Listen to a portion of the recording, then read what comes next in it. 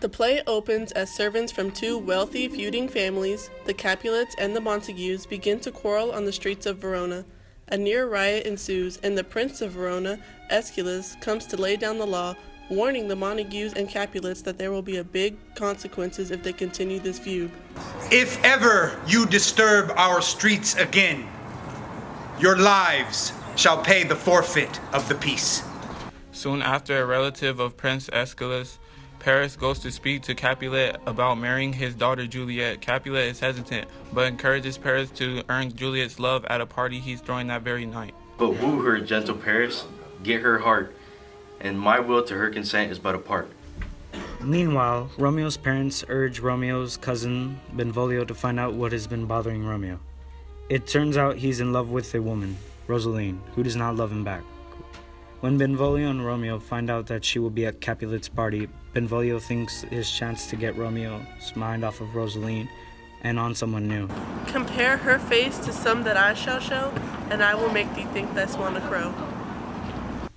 Although Romeo's good friend Mercutio is actually an invited guest, Romeo and Benvolio as Montagues are not welcome at the Capulet party but decide to crash it anyways. When Romeo first lays eyes on Juliet, he immediately falls in love. Did my heart love till now, forswear its sight, for I ne'er saw true beauty till this night. Tybalt overhears Romeo speaking and recognizes his voice. He is enraged that a Montague is at the party, but Capulet won't let him start another fight. Furious, Tybalt vows revenge. I will withdraw, but this intrusion shall, now seeming sweet, convert to bitter scowl. Romeo and Juliet meet and share their first kiss. Only afterwards do they discover that they are members of the opposing families. But nothing will stop Romeo from seeing Juliet again.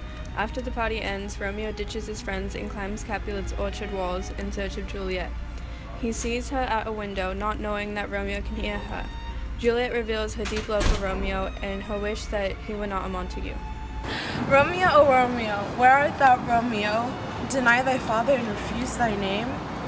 What's in the name that we which call Rose? By any other name would it be such as sweet? Romeo responds with vows of love of his own, and then rushes to ask Friar Lawrence to marry him to Juliet. Friar Lawrence is a bit shocked by Romeo's sudden change of heart, but has reasons for helping him.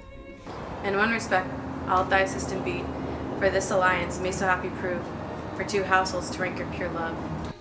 Romeo and Juliet are married in secret. Only Friar Lawrence and Juliet's nurse know, but their happiness is short-lived. Immediately after the wedding, Benvolio and Mercutio are hanging out when Tybalt arrives, looking for Romeo and also looking for a fight.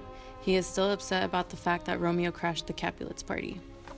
Romeo, the hate I bear thee can't afford no better terms than this.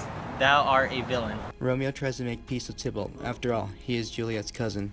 But Mercutio is disgusted that Romeo won't fight Tybalt.